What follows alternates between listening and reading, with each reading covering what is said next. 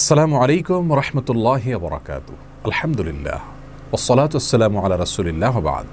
সুপ্রিয় দর্শক শ্রোতা ভাই বোন, আমাদের জীবনে এমন কিছু সময় আসে যখন দেয়ালে পিঠ থেকে যায়, যখন আমাদের নির্দিষ্ট চাওয়া পূরণ করা ছাড়া আর বিকল্প কোনো পথ সামনে খোলা থাকে না। এ ধরনের পরিস্থিতিতে আল্লাহ রাব্বুল আলামিনের কাছে আমাদের মনের একান্ত কামনা বাসনাগুলোকে পূরণ করবার জন্য একটি বিশেষ পথ বাতলেছেন আমাদেরকে প্রিয় নবী সাল্লাল্লাহু আলাইহি ওয়াসাল্লাম, আর সেটি হলো ইসমে আযম। ইসমে আযম মানে হলো মহান নাম। আল্লাহ রাব্বুল আলামিনের এই ইসমে আযম তথা মহান নামের মাধ্যমে কোনো কিছু চাওয়া হলে তিনি সেটা পূরণ করেন। এই নামের মাধ্যমে আল্লাহকে ডাকা হলে তিনি সেটাকে সাড়া দেন। এ মর্মে নবী আলাইহিস সালামের অনেকগুলো হাদিস রয়েছে। অনেক উলামা একরাম ইসমে আযম সম্পর্কে বলেছেন যে এটি হলো আল্লাহ রাব্বুল আলামিনের যে মূল নাম আল্লাহ, সেটি তার অনেকগুলো গুণবাচক নাম আছে। তমধ্যে থেকে আল্লাহ রাব্বুল আলামিনের যে মূল নাম আল্লাহ, এই নামের মাধ্যমে আল্লাহ রাব্বুল আলামিনকে ডেকে যদি বান্দা কোনো কিছু চান কায় মনোবাক্যে অন্তরের গভীর থেকে, তাহলে সে দোয়া আল্লাহ রাব্বুল আলামিন অবশ্যই কবুল করেন।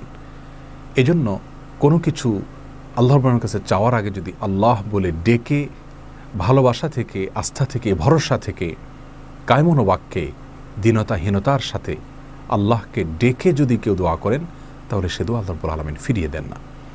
ইসমে আযম সম্পর্কে আরও নির্দিষ্ট করে আমরা নবী আলাইহিস সালামের যে হাদিসটি দেখতে পাই, সেটি তিরমিজিতে বর্ণিত হয়েছে, আরও বিভিন্ন হাদিসের কিতাবে বর্ণিত হয়েছে। সে হাদিস সম্পর্কে বিশ্ববিখ্যাত হাদিসবিদ হাফিজ ইবনে হাজার আল আসকালানী রাহিমাহুল্লাহ ফাতহুল বারীতে লিখেছেন যে ইসমে আযম সম্পর্কে সবচেয়ে বিশুদ্ধতম হাদিস হলো এটি। আর সেটি হলো এই যে বুরায়দা রাদিয়াল্লাহু আনহু বর্ণনা করেছেন, এক ব্যক্তি নামাজের মধ্যে একবার কিছু বাক্য বলে উঠলেন। নবী সাল্লাল্লাহু আলাইহি সাল্লাম তার কথাগুলো শুনলেন।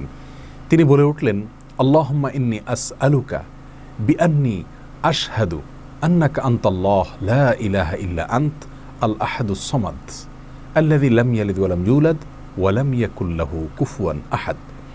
তার মুখে এই বাক্যগুলো শুনে নবী আলাইহিস সালাম বলেছেন, নিশ্চয়ই এই লোকটি ইসমে আযম পাঠ করেছে। ইসমে আযমের মাধ্যমে আল্লাহ রাব্বুল আলামিনের কাছে কোনো কিছু চাওয়া হলে তিনি সেটা ফিরিয়ে দেন না। এর মাধ্যমে আল্লাহকে ডাকলে তিনি অবশ্যই তাতে সাড়া দেন। এই হাদিসের ভিত্তিতে অনেক মুহাদ্দিসিন ইকরাম বলেছেন এটি হলো সেই দোয়া যেটাকে ইসমে আযম বলা হয়, যার মাধ্যমে এটি পাঠ করার পর আল্লাহর কাছে কোনো কিছু পেশ করলে সেটাকে অবশ্যই আল্লাহ তাআলা পূরণ করেন। মনের যে কোনো ভালো আশা আল্লাহ তাআলা পূরণ করে থাকেন।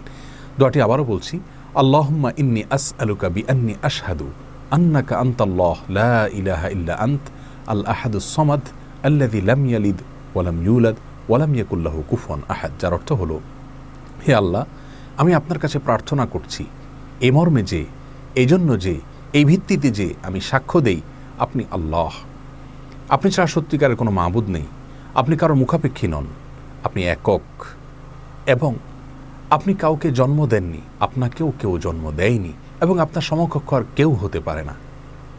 এই বাক্যগুলো পাঠ করে আল্লাহ রাব্বুল আলামিনের কাছে কোনো চাওয়া পেশ করলে তিনি অবশ্যই সেটি পূরণ করেন। কেউ যদি অত্যন্ত সংক্ষেপে ইসমে আযমের মাধ্যমে দোয়া করতে চান, তাহলে তিনি আল্লাহ রাব্বুল আলামিনের প্রতি আন্তরিকতা, ভালোবাসা, শ্রদ্ধা, বিশ্বাস, ভক্তি এবং ভরসা রেখে আল্লাহকে ডেকে ডেকে মায়ার সাথে, মমতার সাথে, আল্লাহর অনুগ্রহগুলোর কথা স্মরণ করে আল্লাহকে ডেকে ডেকে তার মনের চাওয়াগুলো পূরণ করবেন।